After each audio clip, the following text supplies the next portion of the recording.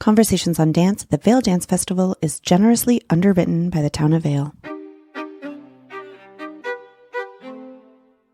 I'm Rebecca King Ferraro. And I'm Michael Sean Breeden, and you're listening to Conversations on Dance. Good morning and welcome back to Conversations on Dance here at the Vail Dance Festival. My name is Michael Sean Breeden. And I'm Rebecca King Ferraro, and we're the hosts of the Conversations on Dance podcast and former dancers with Miami City Ballet. This is our second to last interview of 2024, so bittersweet, but thank you all for joining us. Yeah, we love coming out to Vail every year, and this year has been no exception. We're so lucky to be joined by two guests today, Adji and Youba Cissokho. Adji is, of course, a gorgeous ballerina who's been coming out to Vail for quite some time now, and last year was Artist-In-Residence, and Youba is a kora player, which we're excited to learn a lot more about.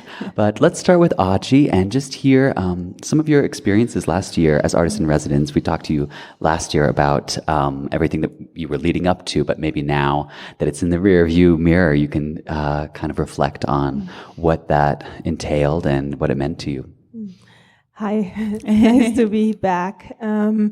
Last year was a lot. It was so exciting to be Artist-In-Residence, of course, but it also meant that I had a lot of work to do because I was in two new creations. I was creating my own piece with Youba. I was doing White Swan Pas. I was doing Epilogue Pas. It was just a lot, and I think I was overwhelmed, but thankfully, and I was grateful even last year during the process that I could stay in the moment.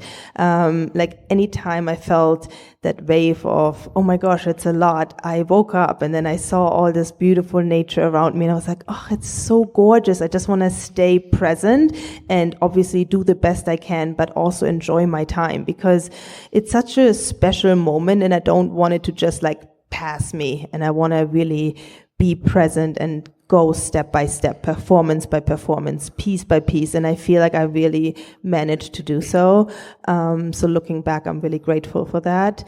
And now being back, I'm doing a few of the pieces that I did last year. And of course, there's a sense of more calm, because it's like, I've done this before. It still feels new. There's still excitement and nerves, but there's still that sensation of, I've been that role before, so I know I can step back into it, but also I don't want to step back into it as the same person that I was last year because I have changed, I have grown, so I want to also bring something new and different to it. So that's my goal for this year. Right. I think last year, what I found to be super memorable from your output was performing in the White Swan Pas, which is something that I think a lot of us could very easily envision you in, and it elicited a crazy response from the audience. They just freaked out and loved it. But I wonder if obviously you have strong classical roots. We've talked to you in the past on the podcast about coming up and working with National Ballet of Canada, but then you've been in this other sphere with working with Alonzo King for a long time. Mm-hmm. Did it feel foreign at all, even though that's where you come from, but working in such a different vernacular as a dancer, was it kind of hard to pull back into 19th century classicism? Yeah, I definitely felt a challenge. It's a ballet that everybody knows. I've seen it so many times, and with it being such a classic, it's hard to be like, how do I fit in? Because I'm also all about like bringing myself into the role.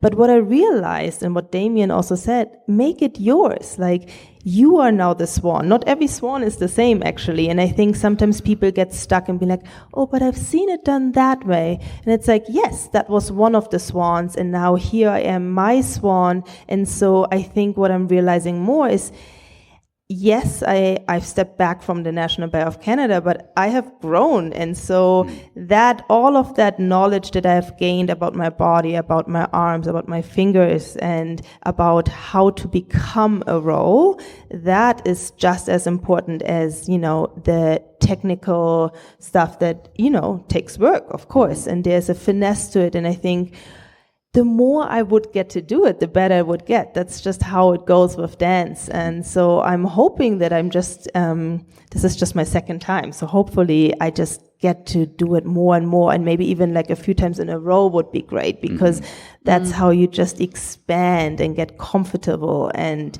excited. So yeah, let's hope I'll do this many more times. I wonder, while you are making it your own, I'm sure that you have some influences that you're pulling from, some swans that you've seen. Maybe you take a little bit from here, a little from there. Who are some of the swans that might come to mind?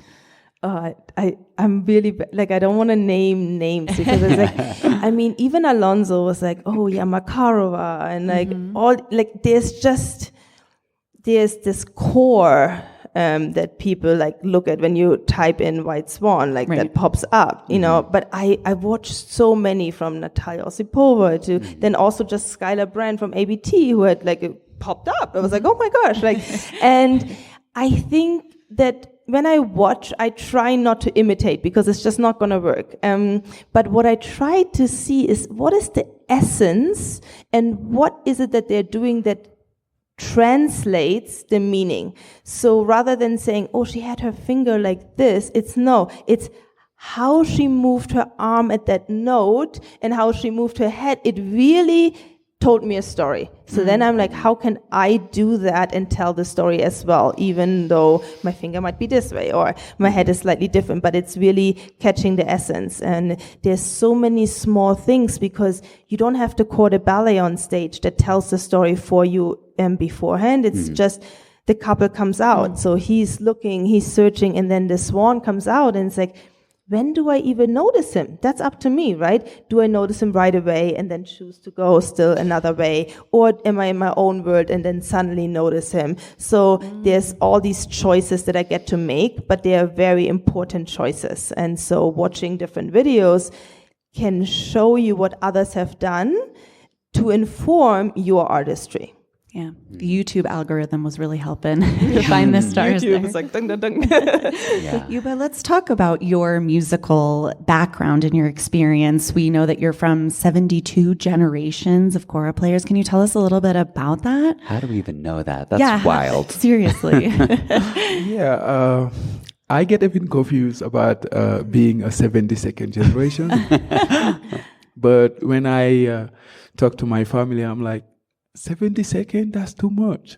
But they count from a long time too, because the kora was coming from someone who was like a gene. I don't know how to say that.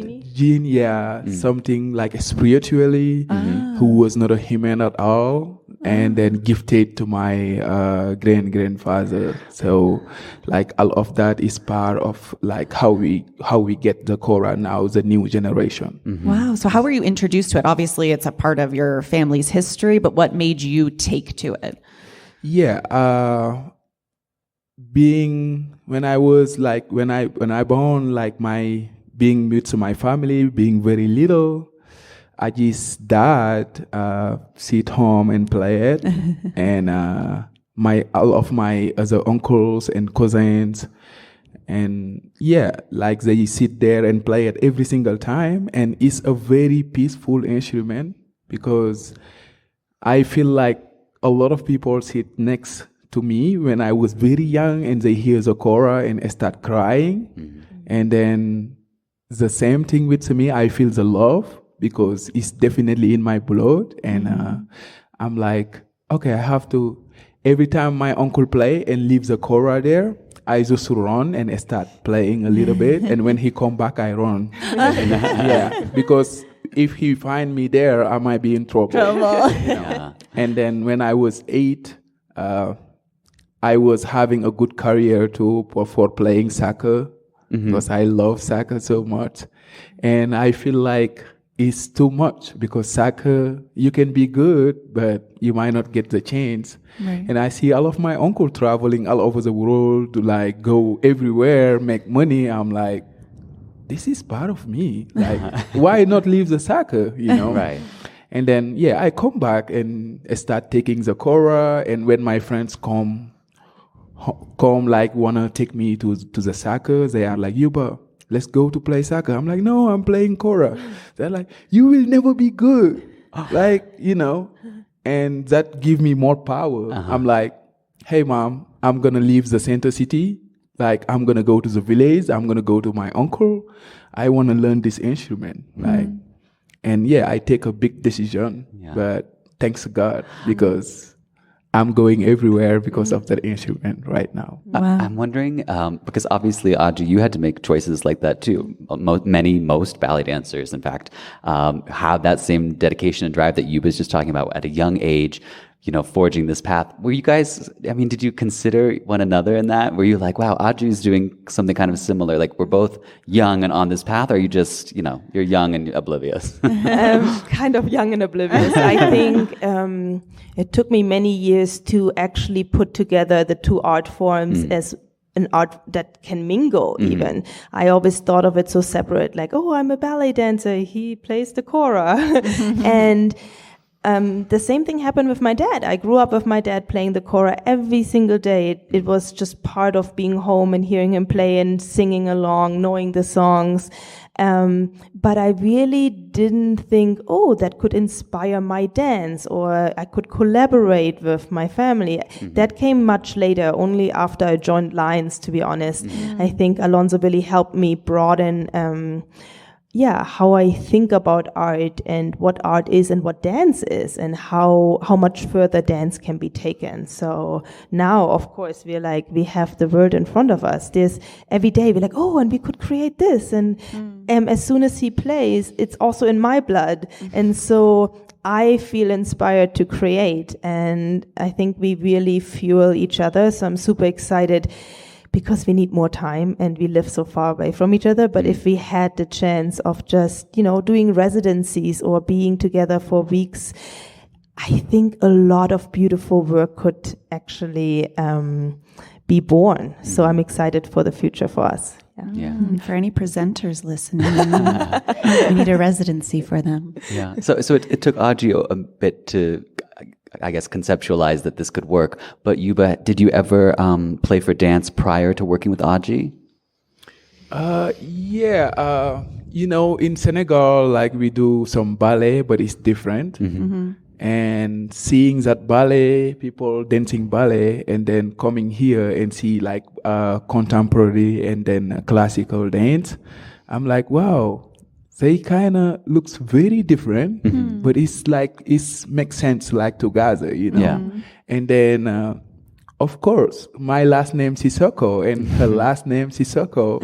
And yeah, our family is so big, is so like, so famous, our family, like, for people who do artist stuff, because, we are griot and we have a lot of chance, a lot of luck, like, for everything we do for art, we can be like, not the best, but like amazing. I think what he's saying, like in our last name Cissoko, being from a family of griots, I think that means we are storytellers, and as artists, we are all storytellers. So it's like we were almost like meant to do that. I think that's what he's trying to say. So we need to really do something with that. Like, we are given that name and that opportunity, and we come from such a long history of artists. So it's our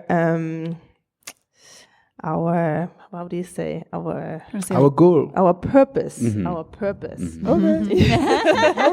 All right. English is my fourth language, so to really bring that to the world and use it.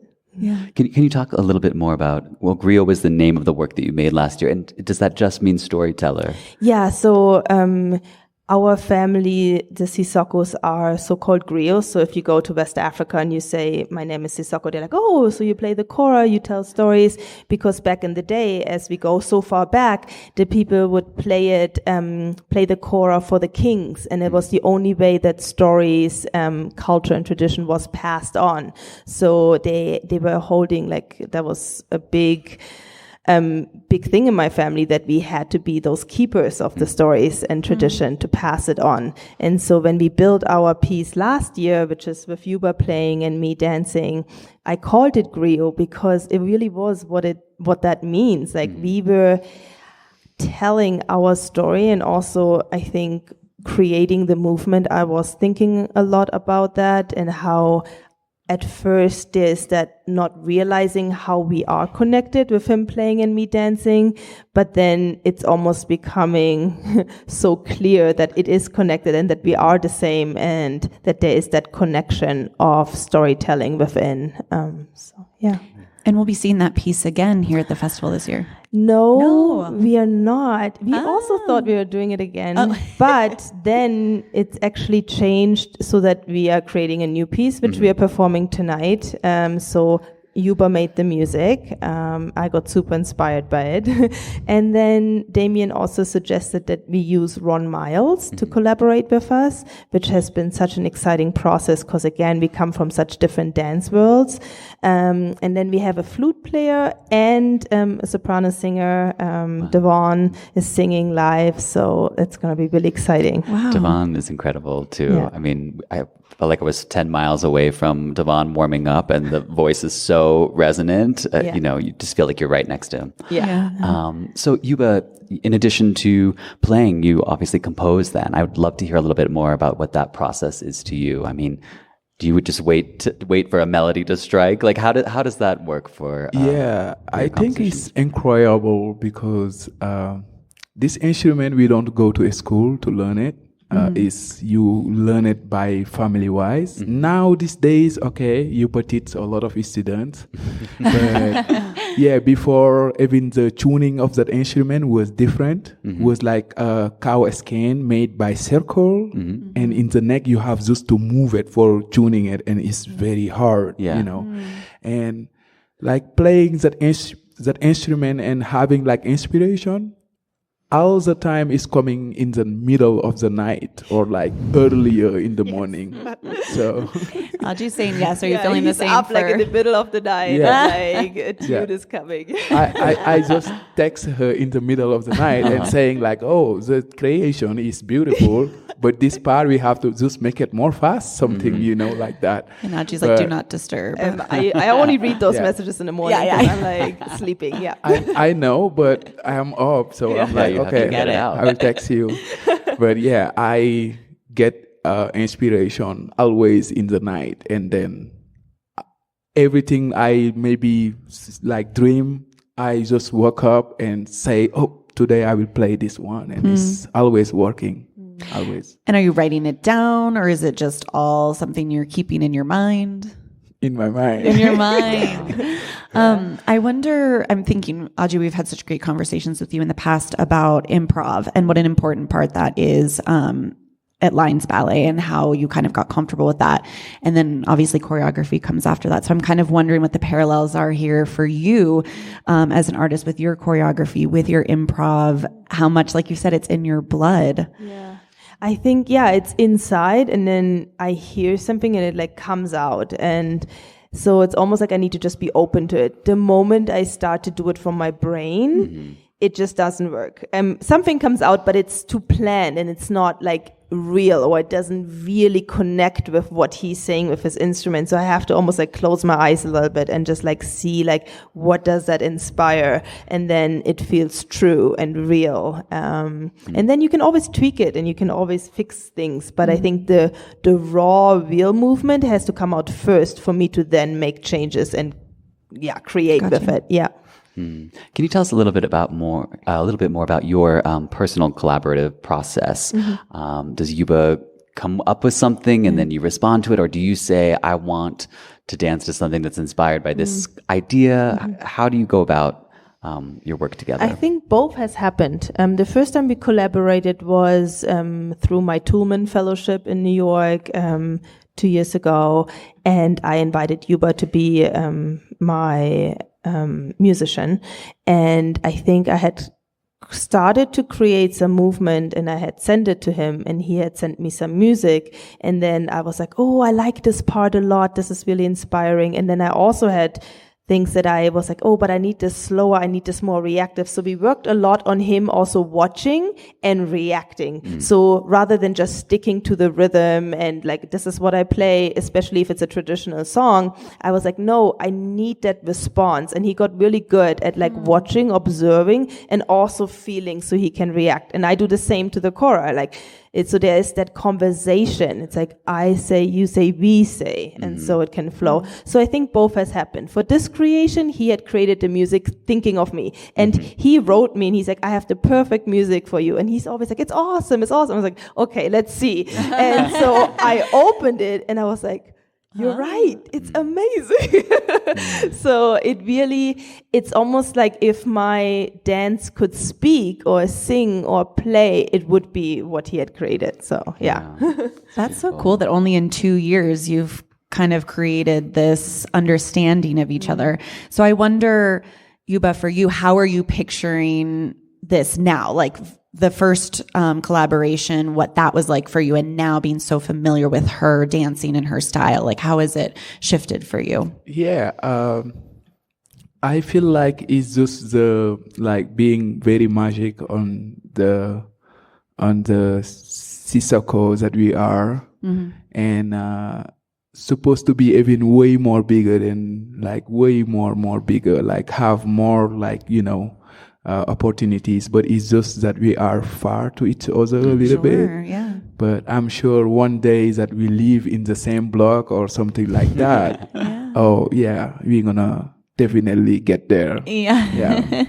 Can you tell us a little bit more about the piece that premieres tonight? Since last year had such a clear concept and idea, exploring your heritage and your history. What are we expecting from this evening's premiere? Yeah, I think this one is definitely different to the last piece. Griot was it felt very safe and also very intimate for the two of us. Now it's almost like we took what we have and we opened the doors and we were ready for other influence. So he tuned the kora in a very different way. So it's giving like that salsa feel, like very different. And because we have a singer and a flute player, it has transformed. So I don't, like, it just has a very different feel to it, and it's more of a collaboration of more people, and so of course it evolves.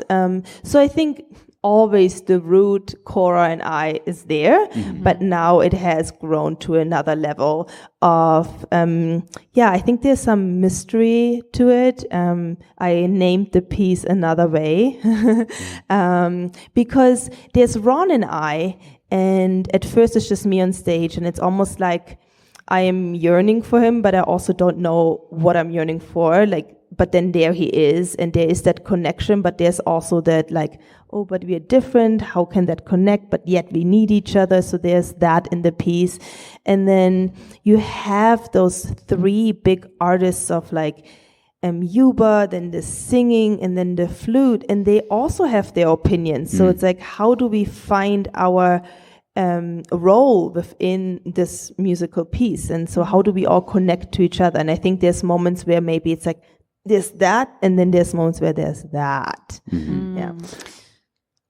No, I was going to say that for this is very obviously like work you're spearheading, but then you also collaborated, for instance, on opening night with a host of other artists across the musical and dance spectrum. And I imagine that's a little bit more push-pull, or is it similar? It's definitely, the more people you have collaborating, the more you have to also be open. It's not just, oh, this is what I want to do, this is my opinion, this is what I feel. It's like, get curious. What can we do? Right? So, and I think that's why also opening night was such a success, because we were all like, yeah, like, let's try this. Like, I'm working with tap dancing, I'm working with that. But yet I think the goal is to not lose yourself, right? You don't have to give yourself up, but shed the layers, and then your true self is still there, and you can adapt and create something wonderful together. So that's what happened opening night. And Youba, that's the nice thing about the kora. I feel like it's so versatile. If it's by itself, it's like meditation, it's slow, and then you can pair it with drums, and it gets more speedy, and it has more rhythm. Or, opening night, it was you playing. It's wonderful. Was playing my a song from my family, and then when I got here, Adji told me that, oh, Youba, we picked the songs that you was playing at the gym with the jazz, and then in the middle we changed it to a salsa version. I'm like, interesting. And then when I hear it, I'm like, oh, it's a good idea. Let's go. Let's do it. That's so cool. We've been talking a lot throughout the festival, as we always do, about how artistic director Damien Wetzel, Heather Watts work with their artists. It's not just come here, do a dance, leave. It's really, they have a trajectory for you. They have a path. They're nurturing you. And when I'm hearing you guys talk about this, I'm thinking that, the first year it was just the two of you. Now this year they're adding more elements. They're giving you more to do. So I wonder how the first opportunity came about for you both to come together, and then how they express that this year you'll be doing a little more and collaborating more within the festival. Yeah, I think because I was Artist-In-Residence, Damien was like, how do you feel about choreographing something? I was like, I'd love to, but I feel like I would want Youba, because that's like, he speaks my language in a way. And so Damien said, yeah, I sent him some music, and he's like, oh, sounds amazing, like, let's do it.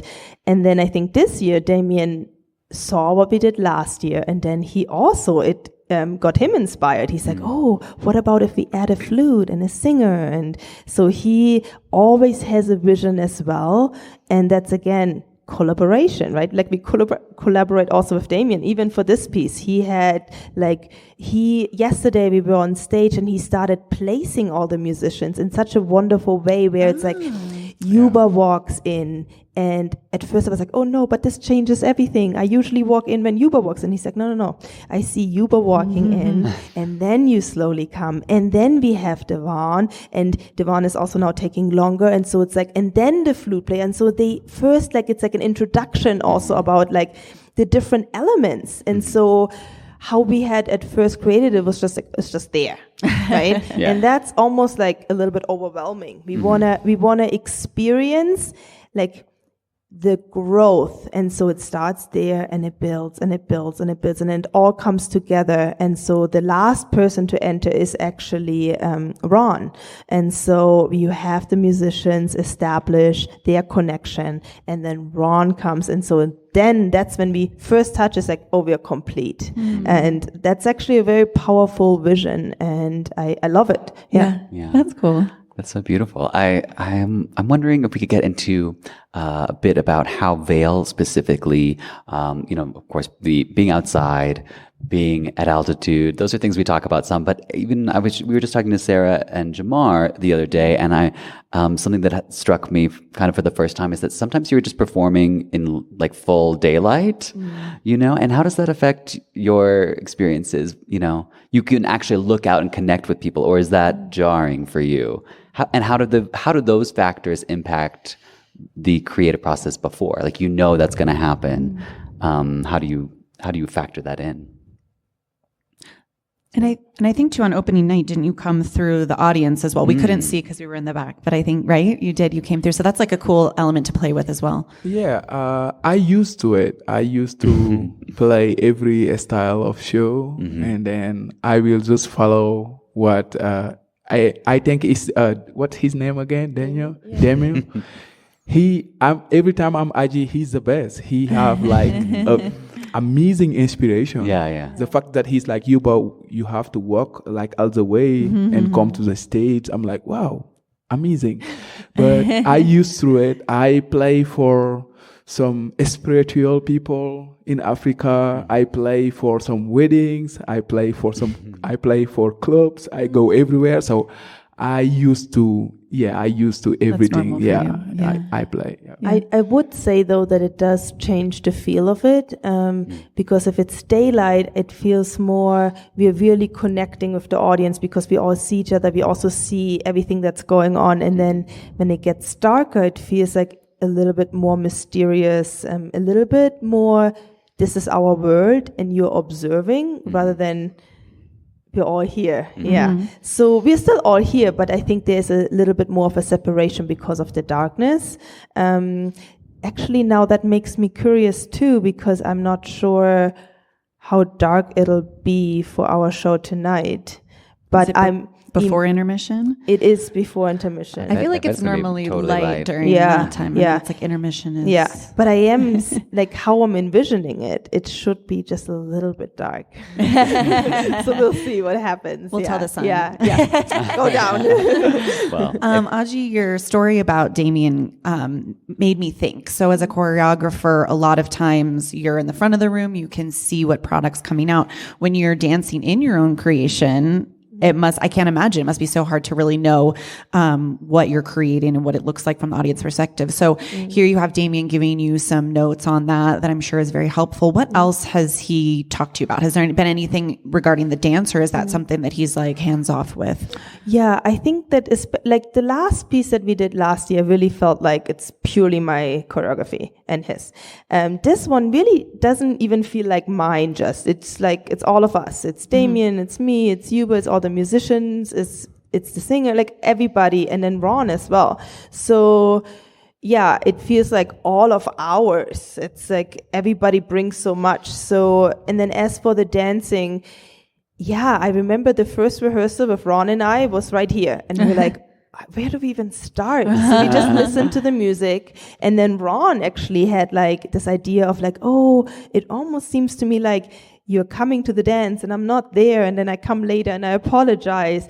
And so he made some of the movements, like, he bowed like as an apology, and I was like, oh, actually I like that, and now I want to hide that a little bit so it doesn't become like theater, like here I bow and I'm so sorry, but like how can we make that as a movement? And so yeah, we just started building from there, and we kept like bouncing off each other. It was like amazing. Yeah. And then Damien came and watched just 10 minutes of rehearsal, and he's like, oh, why don't you add these arms? And yeah, so he always quickly gives his feedback, and it's always so helpful. Yeah, I bet.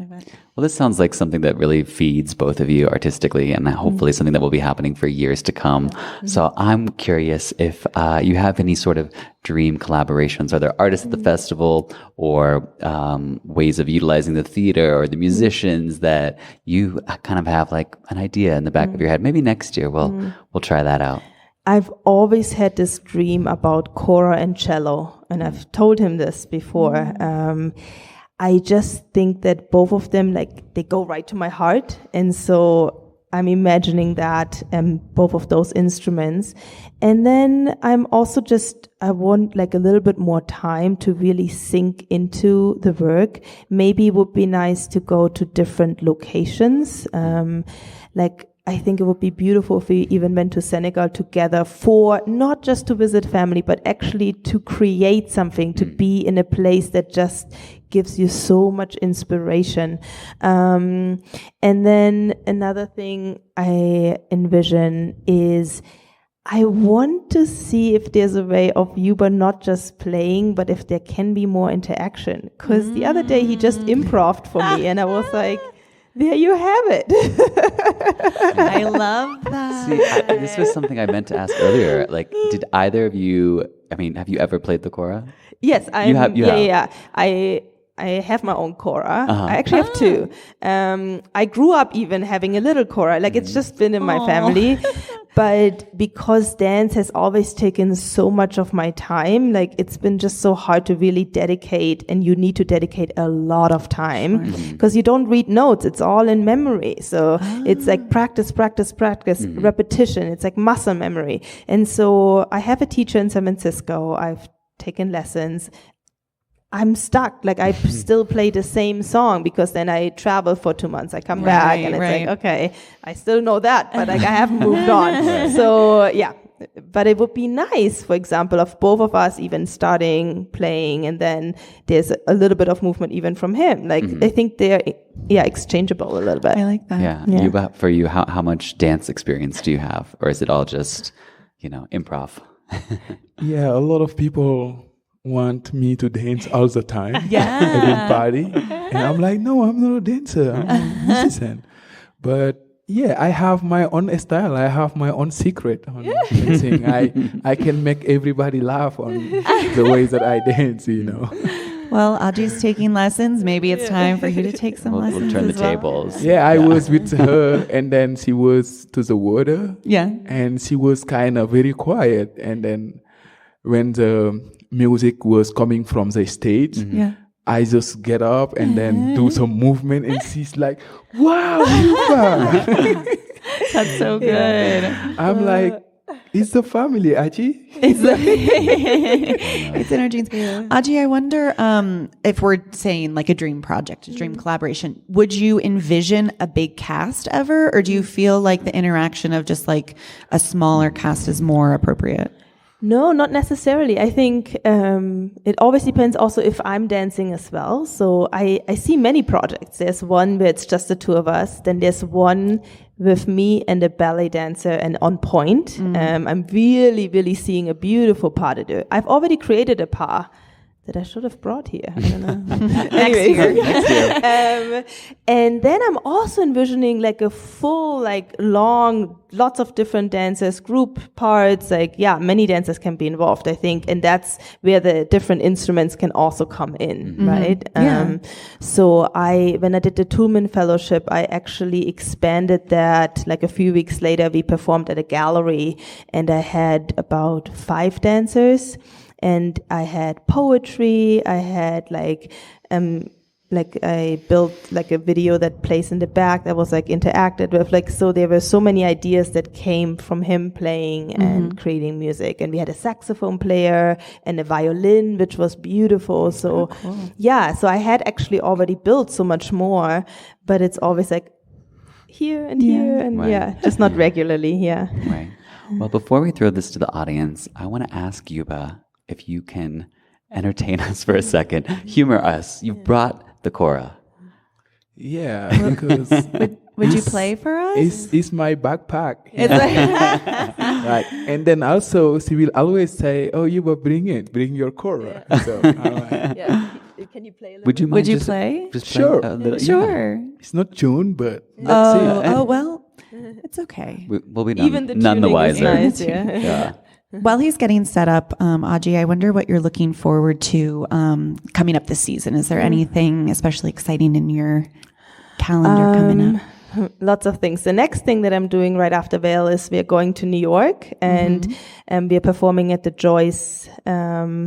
Calvin Royal from ABT has his season there. So we are actually going to perform the solo I created last year here in Vail. So we are super, super excited to bring that to the Joyce. And then I'm going to Jamaica to perform there at a gala. And then I have my season with Lions. We go to Europe, we come to the US. It's just so many beautiful tours. Awesome. Everything is exciting. It's really, there's never a piece where I'm like, ugh, because it's usually either it's a piece that we're creating, so it's like curiosity, I wonder what we'll create, or it's a piece that maybe I've been wanting to dance and it's really old. So that's great. Really looking forward Now to I know why I was thinking about that piece that you guys did last year, because we just talked to Calvin for a bonus episode, and he was talking about that. Okay, so I don't feel crazy now. Okay, and Bruce, you have your camera out. Thank you, Bruce. Okay. Yeah, this is the first for our podcast. We've never had a live musical demonstration. So I love how gorgeous that so beautiful. kora is. And it's true because so when I used to watch my dad play, he couldn't just tune his kora like this. He was still pushing those rings up, and it took so much time, and half of the amount of him sitting and starting to play was actually tuning. But that process also, I think now I reflect on it, and it's just like us and our bodies, and how we can just jump and dance. You have to first every day there's that oh, hello body, like how do you feel? What do you need? Like let's get sensitive to one another, and then we can speak and dance and move. Yeah. I love that. Are you ready? How are we doing?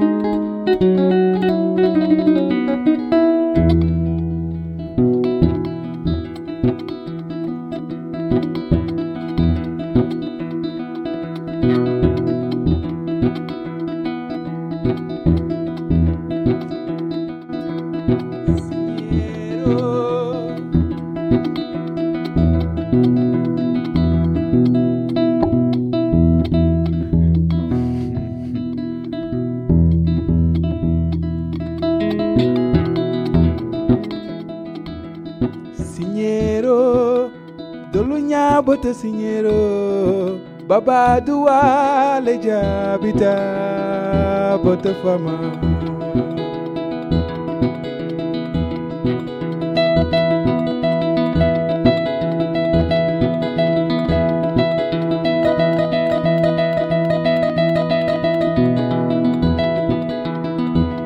kele bulla bante kumo kai fala kele bulla bante kumo kai fala kele bulla bante kumo kai fala kele bulla bante kumo kai fala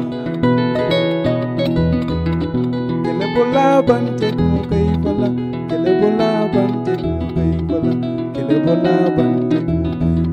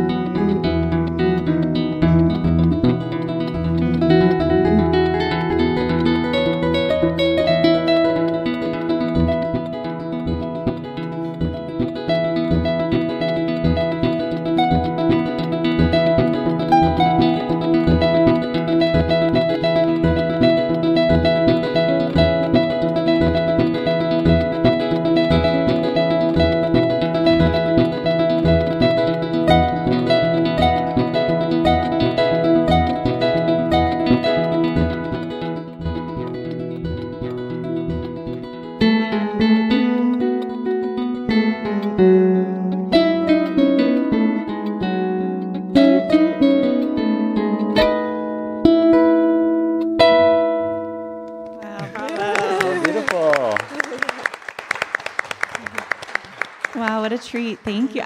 Watching Adji wanting to move to that, I loved it. It's naturally danceable music. Yeah. And honestly, when I go to Senegal and Youba's there, like all the times I would visit, he still lived in Senegal. So all my memories are like waking up and I just see Youba starting to play, and then all the kids and all the aunts and all the cousins come around, and then they start singing because they know the songs. And also part of the griot history is also that we sing, like he sings also.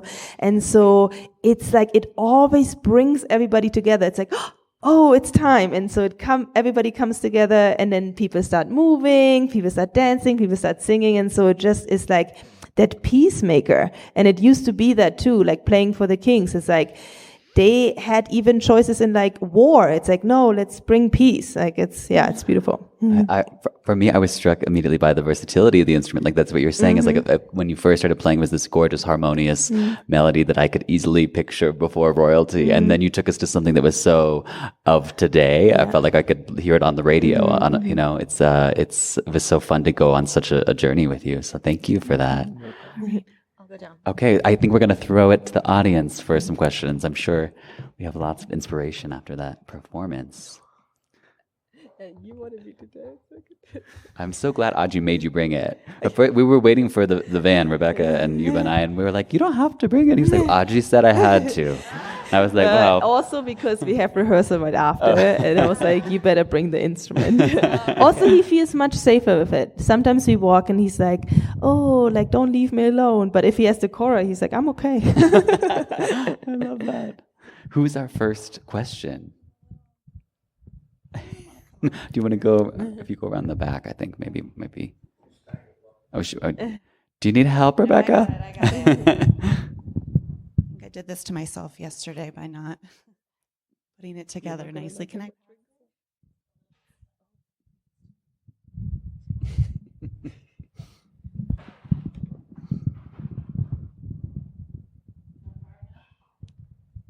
It takes a village. There we go.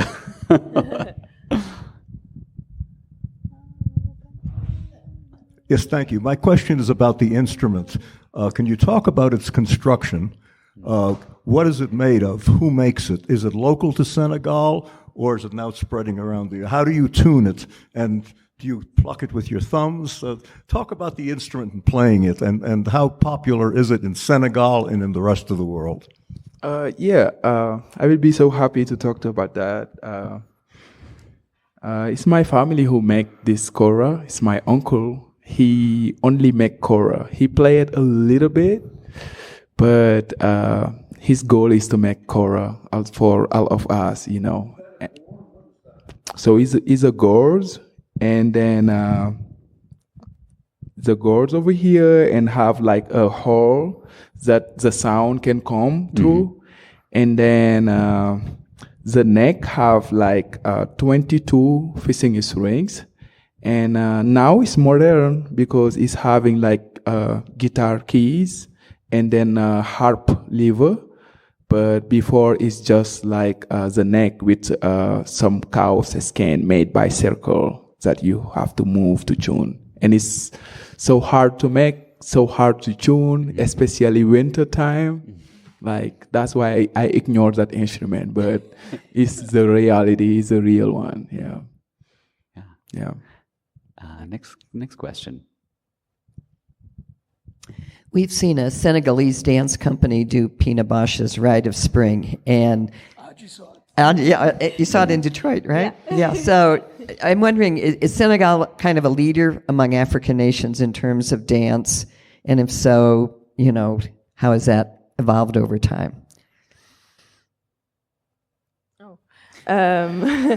I wouldn't say it's a leader, but I do think it's very obvious that it's in the culture.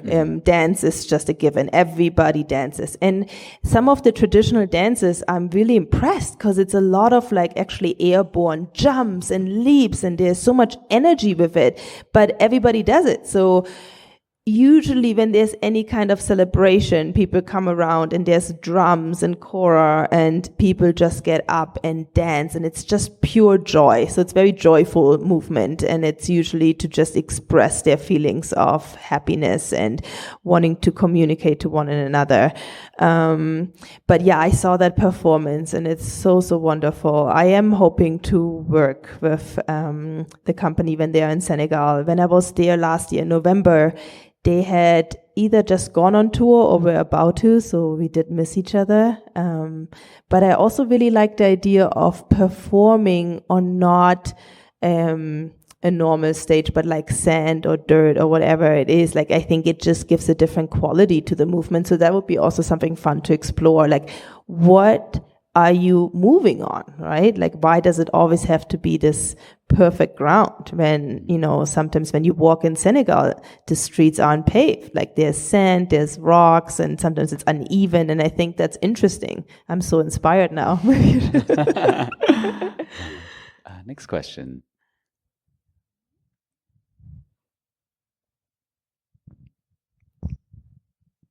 So for the opening night, in a way, it was like there were all the dance modalities, all the styles, but they were sort of one at a time. Mm-hmm. So you were doing everything, but maybe you were going to tap. Mm-hmm. We watched one of the rehearsals with Ron.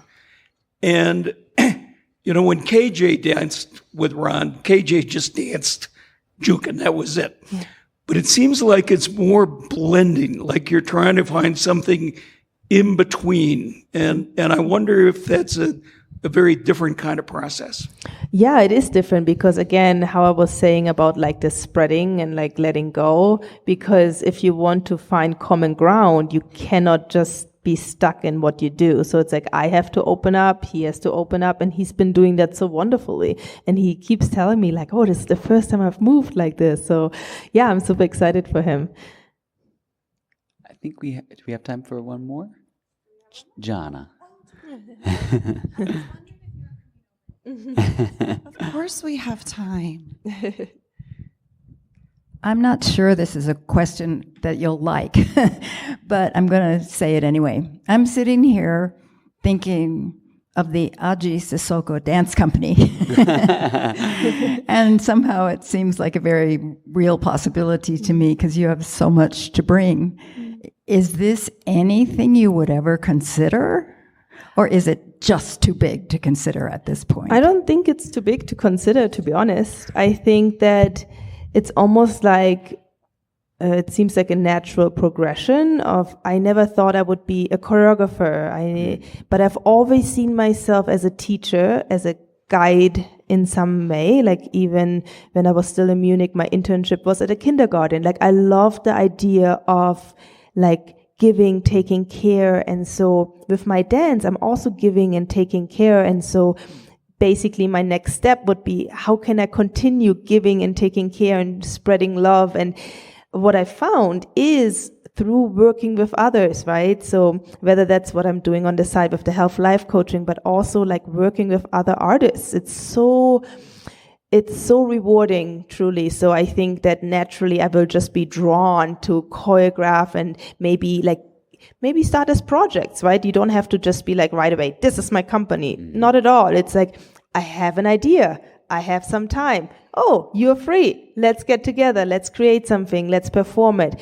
I also have this vision of not always choosing the stage as like the performance venue, because truly I am a person that I love to connect to my audience and I like intimate settings. So I've been doing more like gallery shows, museum shows, like just different locations where also you attract a different kind of audience that maybe didn't know they enjoy dance in the way that it can be done. And so I think, yeah, definitely in the future I could see things like that just happening organically without forcing it, just because people love to dance and I love to share. Yeah. Well, Adji and Youba, thank you both for joining us today. It was such a pleasure. And now we are all primed for the premiere tonight. We can't wait. And looking forward to all the future years you will have here at the Vail Dance Festival. Thank you both so much. Thank you so much.